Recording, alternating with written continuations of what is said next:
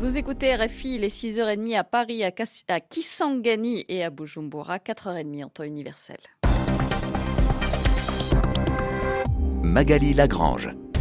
À la une de l'actualité africaine ce matin, la République démocratique du Congo, des heurts hier à Kisangani dans le nord-est. Les mototaxis avaient appelé à une journée de grève, mais dès le matin, une foule de manifestants se sont mobilisés. Les forces de l'ordre sont intervenues. Sans nouvelles du journaliste Jean Bigirimana au Burundi. 4 jours après son arrestation, ses proches n'ont pas de nouvelles de lui. Ils ne savent ni où il est, ni comment il va. Au sommaire encore, le Soudan du Sud, c'est désormais acté par le président Salva Kiir. Taban Dengai devient le vice-président par intérim. Et puis à Madagascar, cet incendie meurtrier qui a fait 39 morts dans une commune à 50 km de Fianarantsoa, une zone enclavée dans laquelle les secours ont eu bien du mal à arriver. Manifestants face aux forces de l'ordre, des heurts ont donc éclaté hier à Kisangani, dans le nord-est de la République démocratique du Congo. Plusieurs témoins parlent d'au moins 2 morts et de plusieurs blessés. À l'origine de la manifestation, un mot d'ordre de grève lancé par l'association des motocyclistes. Les mototaxis entendaient protester contre les tracasseries de la police en organisant une journée sans moto. Mais dès le début de cette journée, des barrages ont été érigés à plusieurs points de la ville. Des manifestants sont descendus dans les rues, la police est intervenue. Laure Broulard.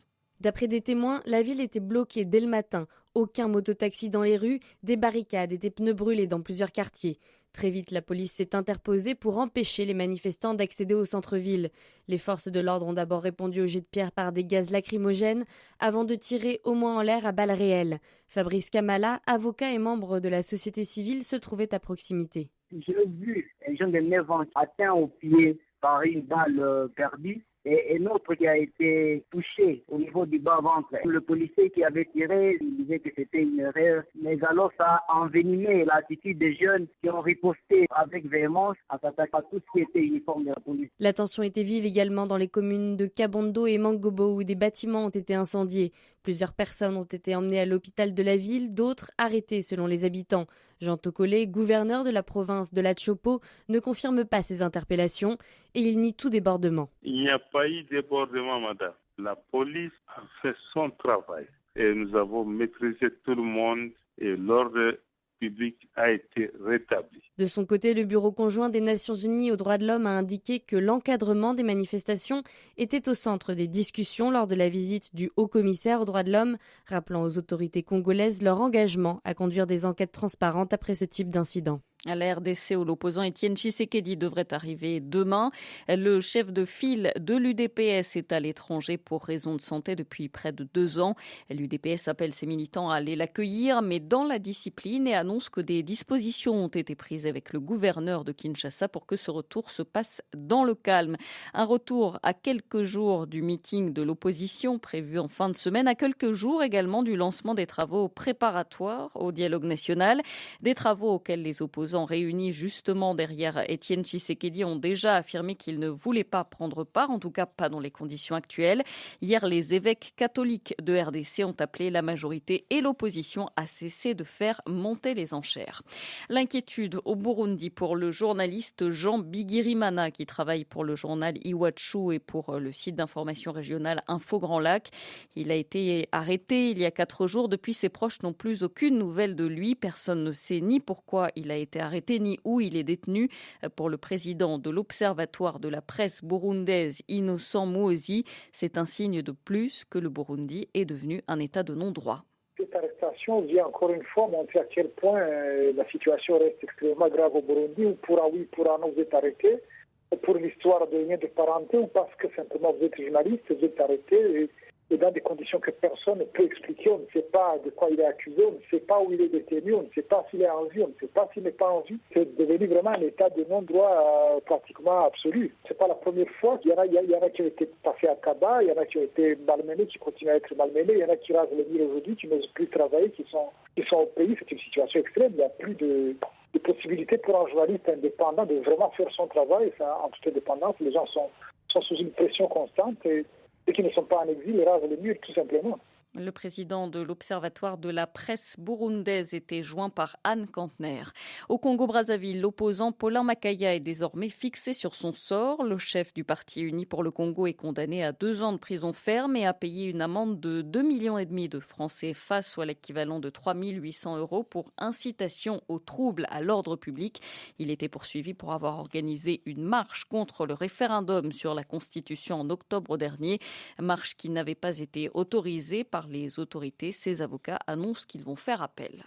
RFI à Bamako, 98.5 FM. Le principal parti d'opposition malienne, l'URD, critique la politique sécuritaire menée par le gouvernement. Ses membres l'ont dit à la presse hier à Bamako. Une réaction après les affrontements entre groupes armés du Nord à Kidal la semaine dernière et après une attaque contre le camp militaire de Nampala dans le centre du pays qui a fait 17 morts parmi les soldats. À Bamako, Serge Daniel. Au cours de la conférence de presse, les responsables du principal parti de l'opposition malienne n'ont pas porté de gants pour évoquer le dernier revers subi par l'armée malienne dans la localité de Nampala.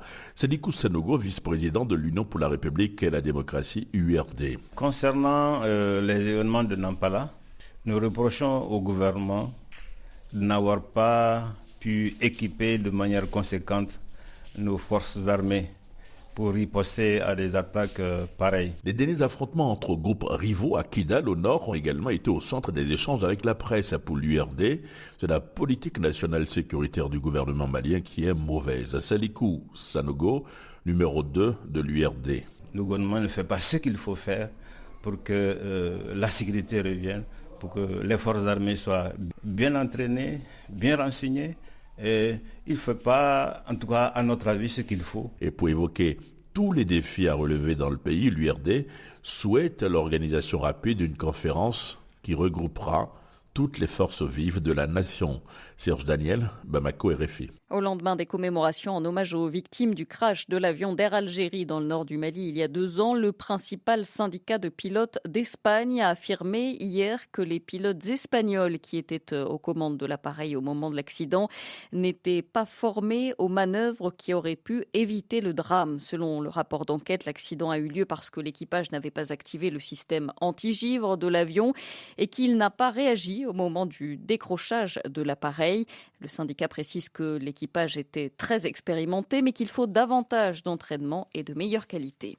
Le sommet de la Ligue arabe s'est ouvert hier en Mauritanie. Aucune décision importante n'a été annoncée. Il faut dire que seuls 7 chefs d'État avaient fait le déplacement, même si 14 autres pays étaient aussi représentés.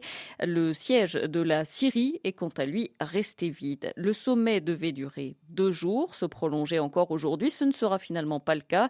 La Mauritanie, qui va présider l'organisation pendant 1 an, avait pourtant mis les grands moyens pour que ce sommet soit un succès. Léonard Vincent. Le président mauritanien Mohamed Ould Abdelaziz avait voulu bien faire. Ouverture d'un terminal d'aéroport flambant neuf, réfection de l'autoroute le reliant à Nouakchott, installation de tentes ultra sécurisées pour servir de centre de conférence. Mais à la fin, le bilan est mitigé. Si le Tchadien Idriss Déby était présent ou non de l'Union africaine, seuls 6 chefs d'État arabes ont fait le déplacement. Parmi eux, le Soudanais Omar el-Béchir, visé par un mandat d'arrêt international, et aucun poids lourd. Le roi d'Arabie saoudite s'est fait excuser pour des raisons de santé, ainsi que le président égyptien, à cause, dit-on, au Caire, d'un agenda trop chargé. Le sommet a même été réduit à 1 journée au lieu des 2 prévus initialement. C'était la première fois depuis la fondation de la Ligue arabe qu'un sommet se tenait à Nouakchott. Il faut dire que la Mauritanie avait été mise à la marge en raison de ses liens diplomatiques avec Israël, la rupture formelle en 2010, puis ses efforts de réintégration régionale l'avaient peu à peu remise en selle. C'est le désistement de dernière minute du Maroc pour l'organisation du sommet en raison des divisions chroniques des pays membres qui lui avaient fourni une opportunité pour prouver son engagement. Des dizaines de corps sans vie retrouvés sur une plage de Sabrata dans l'ouest de la Libye depuis vendredi dernier. 87 corps de migrants qui se sont noyés en tentant d'atteindre les côtes européennes. Les corps sont transportés au centre de médecine légale afin qu'ils puissent être enregistrés et puis inhumés.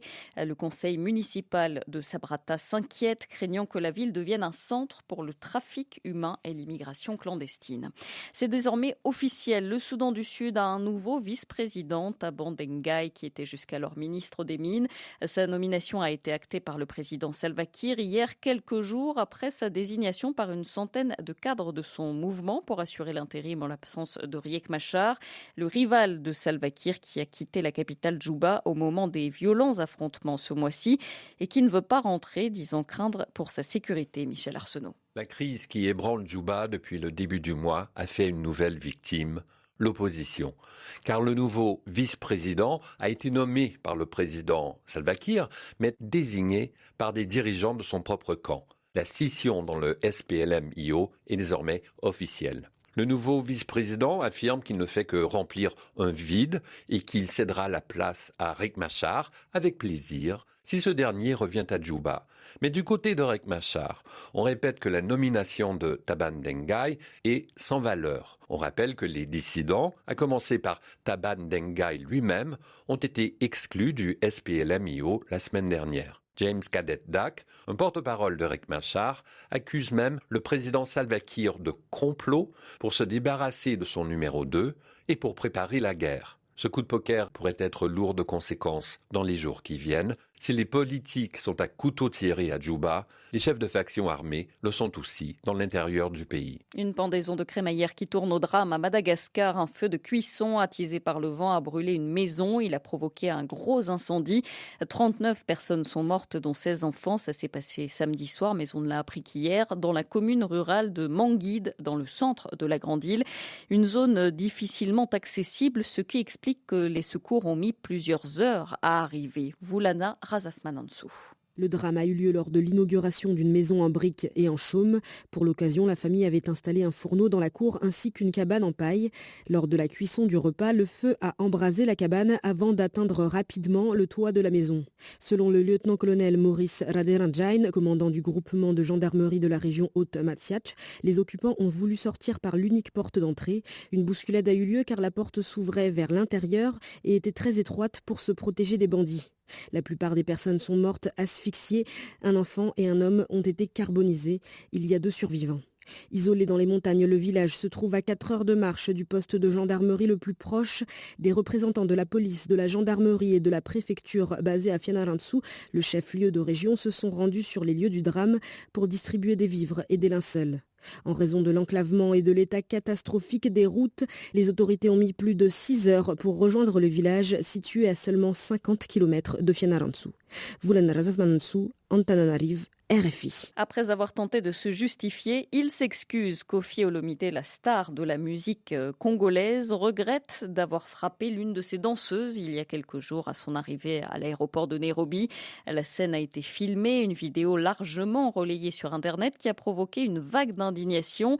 Le chanteur a d'ailleurs été expulsé du Kenya et la Zambie a à son tour annulé un concert qui était prévu. Carole Valade. Que mes amis, que les gens qui m'aiment acceptent mes excuses les plus sincères. Les excuses de Koffi Olomide seront-elles acceptées ? La superstar congolaise les adresse à ses amis, aux fans, ainsi qu'à la danseuse Pamela. C'est vers elle qu'il lance un coup de pied vendredi à Nairobi, un geste filmé et diffusé sur Internet qui suscite une vague d'indignation. Le gouvernement kényan a choisi d'expulser le chanteur qui n'a pas apprécié la méthode. J'ai demandé à voir un avocat, on a accepté sur les bouts de lèvres, et puis l'avocat, quand il est venu, on a refusé qu'il me voie. Et puis on nous a mis dans les avions sans nos bagages, sans nos passeports, qui étaient restés à l'hôtel. D'abord, le chanteur disait n'avoir frappé personne, évoquant tour à tour la présence d'une ancienne danseuse, d'un pickpocket ou encore un montage vidéo. Il n'en dira pas plus. Et il s'est passé des choses derrière. Moi, je préférerais qu'elle-même un jour en parle. J'insiste, je ne veux pas être celui qui le dit. Ce n'est pas à moi de le dire. Déjà condamné en 2012 pour coups et blessures, Koffi Olomide a promis hier qu'il ne recommencerait plus. Et il est 6h44 à Paris. Dans 5 minutes, la revue de presse Afrique, ce matin avec Frédéric Couteau et avec à la une la République démocratique du Congo, le dialogue politique au point mort pour le moment. De la RDC, on en parle aussi avec l'invité de la rédaction dans 30 secondes. Appelez-nous, exprimez-vous. Juan Gomez. Nommé il y a 6 mois par l'Union africaine pour faciliter le dialogue national en vue des prochaines élections en RDC, Edem Kodjo est désavoué par une partie de l'opposition. Quelles peuvent être les conséquences de cette décision ? Comment réunir autour d'une même table le pouvoir et l'opposition ? 33 9 693 693 70. Juan Gomez avec vous au téléphone tout à l'heure à partir de 8h10 TU. RFI. Afrique Matin sur RFI. Magali Lagrange. Eh oui, un dialogue politique doit donc se tenir en RDC convoqué par le président Joseph Kabila, mais il sera bien difficile dans les conditions actuelles. C'est l'avis du haut-commissaire aux droits de l'homme des Nations Unies en visite sur place la semaine dernière. Il s'est inquiété de la restriction de l'espace politique. Il a demandé également la libération de prisonniers. Des grâces présidentielles ont été annoncées, mais elles concernent 6 militants de la Lucha qui devaient sortir de prison d'ici un mois. Une partie de l'opposition juge ces remises de peine insuffisante. Le ministre de la Justice de RDC, Alexis Tambwe Mwamba, est l'invité de Sonia Rollet. Monsieur le ministre, bonjour. Bonjour madame. Pourquoi est-ce que uniquement les 6 militants de la Lucha qui ont été condamnés à Goma bénéficient de cette grâce et pas les autres prisonniers politiques qui sont sur la liste du Haut-Commissariat ? Non, d'abord, les 6 militants de Lucha ont déjà fait l'objet d'une condamnation définitive. La grâce présidentielle n'intervient que quand il y a eu condamnation définitive. D'autres sont encore en procédure. Tant qu'ils sont en procédure devant le juge, le président ne peut pas agir. Donc maintenant, nous allons d'abord appliquer les 3 ordonnances présidentielles. En fonction de ces ordonnances, il y a des personnes qui peuvent bénéficier des libérations conditionnelles. Alors maintenant, les services vont préparer les autres cas et dans les prochaines semaines, je signerai les arrêtés. Donc ça veut dire que ce serait possible que certaines des personnes qui se trouvent sur la liste du haut-commissaire bénéficient de cette remise en liberté provisoire ? Ce n'est pas exclu, ça va dépendre de l'examen de chaque dossier. Parmi les critiques formulées par le Haut-Commissariat sur ces cas-là, il y a le fait que les droits de la défense ne seraient pas respectés. Prenons juste le cas de Fred Bauma, Yves Makwambala ou Christopher Goy. Ils ont attendu 1 mois et demi avant de pouvoir être présentés au parquet et de bénéficier d'un avocat. Est-ce que ça, en soi, ça n'aurait pas nécessité une annulation de la procédure ? Non.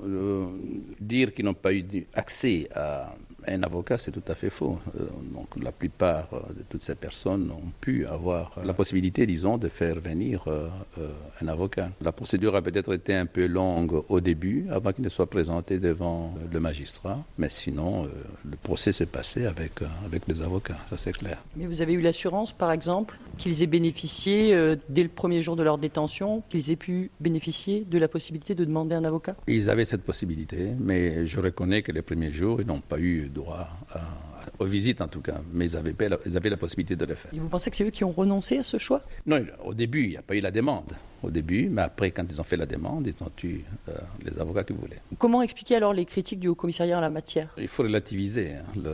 Moi, j'ai vu le Haut-Commissaire, il a été invité ici par nous, parce que il était important qu'il vienne se rendre compte sur place des avancées réelles que nous avons. Nous sommes les seuls pays en Afrique au-dessus du Sahara qui a envoyé en prison des généraux, des colonels, des majors pour des violences sexuelles. Mais il est évident que le haut-commissaire souhaiterait certainement que nous puissions nous trouver à un moment donné au niveau des standards de la Suède ou de la Norvège. Bon, bien sûr, c'est peut-être l'idéal, mais nous n'y sommes pas encore. Mais je n'ai pas considéré la visite du haut-commissaire comme ayant été totalement peinte en noir en ce qui concerne, disons, la République. Mais alors comment expliquer que le haut-commissaire soit allé jusqu'à dire qu'il ne pourrait pas y avoir de dialogue crédible dans le pays parce que la répression était trop forte ? Bon, je pense que le haut-commissaire vise certainement un idéal, mais je pense que par rapport à ce qui se passe dans d'autres pays voisins, dans le continent, on ne peut pas dire que nous soyons un régime tout à fait répressif. Vous savez qu'ici, on a plus de 60 chaînes de télévision et radio qui, à longueur de journée, insultent tout le monde, y compris le président de la République, son épouse et tous les ministres de la République. Dans d'autres pays, ces gens seraient en Bastille et ce n'est pas le cas. Pour des raisons diplomatiques, je ne peux pas les citer. Mais selon le Haut-Commissariat, et c'est pour ça qu'il dit manifester une inquiétude, depuis le mois de novembre, on assiste à une explosion de ce type de violation à caractère politique. Non, si vous regardez également les rapports du Bureau conjoint des Nations Unies, les statistiques sur les dernières années, ces statistiques démontrent très clairement que nous avons des avancées, ça c'est clair. Bien sûr, on entre dans un processus électoral et il y aura beaucoup d'activistes, en fait, disons, qui voudraient peut-être qu'il y ait du désordre. Nous avons également la mission pour nous, de pouvoir public, de maintenir l'ordre. Bien sûr, on ne peut pas permettre que toutes les manifestations qui pourraient se faire au niveau de Kinshasa transforment la capitale en chien-lit. L'une des premières critiques sur ces aspects politiques par le commissaire, c'était le double standard qu'il dit existe entre majorité et opposition sur les autorisations, sur... Est-ce que c'est un point que vous reconnaissez ? Non, pas du tout. Je me rappelle que les dernières manifestations à Kinshasa, nous avions demandé au gouverneur de ne pas donner l'autorisation à la majorité présidentielle qui voulait manifester le même jour que l'opposition. Nous avions senti que cela allait créer des troubles dans la ville. Monsieur le ministre, merci. Le ministre congolais de la Justice répondait à Sonia Rollet. Une tuerie au Japon, un homme tue 19 personnes à l'arme blanche dans un centre pour handicapés près de Tokyo. Il y a aussi 25 blessés, dont certains dans un état grave. L'auteur des faits, âgé de 26 ans, s'est rendu lui-même à la police. Ce serait un ancien employé de ce centre. En Allemagne, le groupe État islamique revendique l'attentat d'Ansbach avant-hier. Une vidéo retrouvée dans le téléphone du kamikaze, un réfugié syrien de 27 ans, montre qu'il avait fait allégeance au mouvement terroriste. En 10 jours, l'Allemagne a été frappée par 4 attaques faisant 10 morts. 2 d'entre elles ont été revendiquées par l'EI. Tandis que la répression se poursuit en Turquie, 2 semaines après le coup d'État manqué, le pouvoir veut changer de constitution. Le gouvernement se dit prêt à travailler avec l'opposition. Parmi les sujets de réforme, un possible renforcement des pouvoirs du président. Aux États-Unis, Bernie Sanders appelle à l'unité derrière Hillary Clinton. On a pourtant vu des images de division au premier jour de la convention démocrate de Philadelphie. Les partisans de Bernie Sanders, rival malheureux d'Hillary Clinton à la primaire, ont hué l'ex-première dame. Bernie Sanders appelle au rassemblement, tout comme Michelle Obama qui demande de faire barrage au candidat républicain Donald Trump. Les JMJ débutent aujourd'hui en Pologne, à Cracovie. Des centaines de milliers de jeunes réunis pour ces journées mondiales de la jeunesse jusqu'au 31 juillet. Le pape François leur rendra visite demain. La question des réfugiés sera l'un des principaux thèmes de débat. Et puis Solar Impulse a fini son tour du monde. L'avion qui vole uniquement à l'énergie solaire s'est posé à Abu Dhabi. Cette nuit, c'est de là qu'il était parti en mars 2015. Au total, il aura volé 42 000 km sans une seule goutte de carburant. 6h52 à Paris, on retrouve Frédéric Couteau pour la revue de presse Afrique. Bonjour Frédéric. Bonjour Magali, bonjour à tous. À la une, le dialogue intercongolais au point mort. Oui, un nouveau blocage s'installe dans le processus du dialogue politique en RDC, constate le site d'information congolais 7/7. Il est l'œuvre du facilitateur de l'Union africaine, Edem Kodjo, selon les leaders du rassemblement des forces politiques et sociales piloté par Étienne Tshisekedi. La méga plateforme de l'opposition congolaise récuse en effet le facilitateur et l'accuse d'avoir annoncé de manière précipitée la mise en place du comité préparatoire sans répondre aux préalables posés par l'opposition. Parmi ces préalables, rappelons-le, la libération des prisonniers politiques et la cessation des poursuites judiciaires contre les leaders de l'opposition. Ce coup de théâtre intervient alors que l'opposition congolaise entame une semaine cruciale à Kinshasa, relève pour sa part le site Afrique Arabia, avec plusieurs grands rendez-vous. Demain, mercredi, doit voir revenir à Kinshasa l'opposant historique Étienne Tshisekedi, 83 ans, en convalescence à Bruxelles depuis août 2014. Un retour très attendu par l'UDPS et ses alliés qui doit constituer le lancement d'une opération de reconquête du pouvoir à moins de 5 mois maintenant de la fin du dernier mandat de Joseph Kabila. Ensuite, poursuit Afrique Arabia, le 31 juillet doit avoir lieu un grand meeting autour du respect de la Constitution, de l'alternance politique et du départ du président Kabila. L'opposition congolaise accuse ce dernier, rappelle le site, de vouloir retarder sciemment la date de la prochaine présidentielle afin de se maintenir au pouvoir au-delà de son mandat.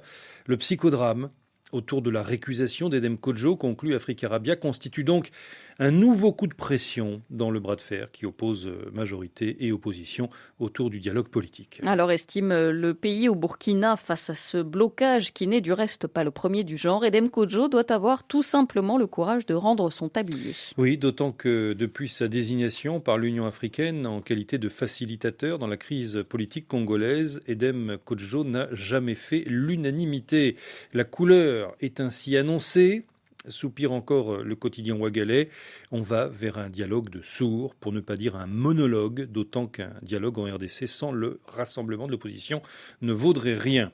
En fait, dénonce le site guinéen ledjeli.com, toute l'attitude du pouvoir congolais tend à accréditer les soupçons de l'opposition, car tout en feignant de souhaiter un dialogue, Joseph Kabila, la justice et les forces de défense et de sécurité à sa botte, fait tout pour garder ses adversaires le plus loin possible du pays. Conséquence, pointe le Djeli, il a le loisir de se présenter en faiseur de paix, alors même qu'il est la principale menace qui risque de précipiter le pays de nouveau dans la violence. Et à la une également, Frédéric, l'apparition ce mardi de l'éléphant déchaîné. Oui, les bureaux du bi-hebdo satirique ivoirien avaient été cambriolés dimanche, on en a longuement parlé sur cette antenne. Des documents sensibles, relatifs notamment à des enquêtes en cours, avaient été dérobés. Pour le directeur général de l'éléphant déchaîné, Antoine Assalé-Tiemoko, ce cambriolage est lié directement au travail du journal afin d'éviter la diffusion d'informations compromettantes. Alors, ils ont attaqué l'éléphant déchaîné, titre ce matin le journal dans sa dernière livraison. Donc, commentaire de l'éléphant, le bal des crapules continue. Après 2 tentatives d'atteinte à l'intégrité physique du premier responsable du journal, qui lance des pavés dans les mares de ceux qui portent des masques pour mieux abuser des Ivoiriens.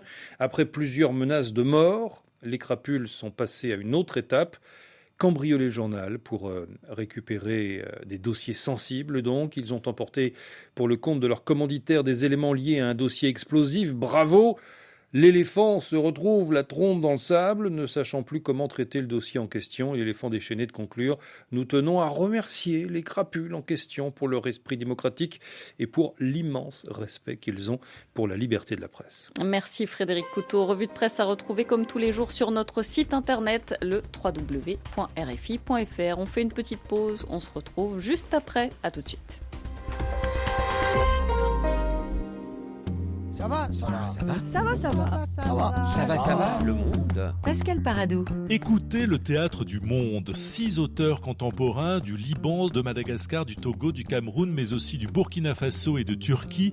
RFI s'engage pour vous faire découvrir des histoires, des univers, des textes, tous lus au Festival d'Avignon, à revivre sur nos antennes, entre vos oreilles. Ça va le monde. Dimanche, à partir de 10h10 TU. RFI. Vivez votre passion du sport avec MoneyGram, transfert d'argent.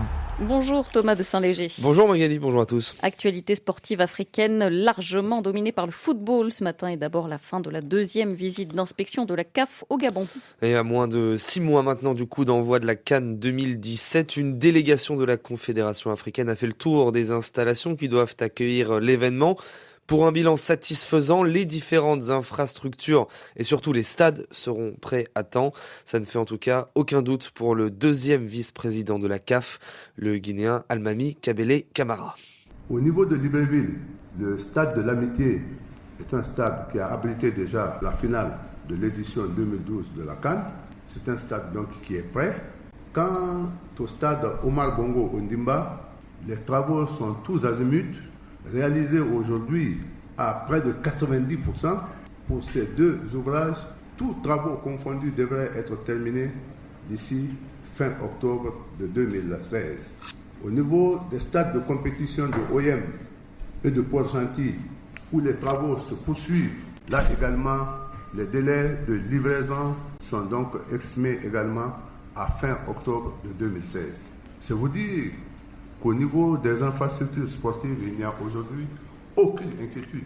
Aucune inquiétude donc pour Almami Kabele Camara, il était au micro de Fritz Koum. On rappelle que la Coupe d'Afrique des Nations 2017 doit débuter au mois de janvier prochain. Et autre visite, Thomas, cette fois au Nigeria, celle du président de la FIFA, Gianni Infantino. L'Italo-Suisse est depuis dimanche à Abuja, accompagné de sa secrétaire générale, la Sénégalaise Fatma Samoura. Il a rencontré les dirigeants du football nigérian, mais aussi 18 présidents de fédérations africaines. L'Afrique que le successeur de Sepp Blatter souhaite voir mieux représentée à la Coupe du Monde. 2 places de plus, 7 en 2026 contre 5 aujourd'hui dans le cadre d'un mondial qui passerait de 32 à 40 équipes. Le football, c'est aussi le terrain. Les Coupes d'Afrique de clubs sont au menu de ce milieu de semaine. 4e journée des phases de poule. 2 rencontres dès ce mardi en Coupe de la Confédération. Dans le groupe A, les Ghanéens de Medeama reçoivent les Tanzaniens des Young Africans. 2 équipes qui veulent recoller au peloton de tête.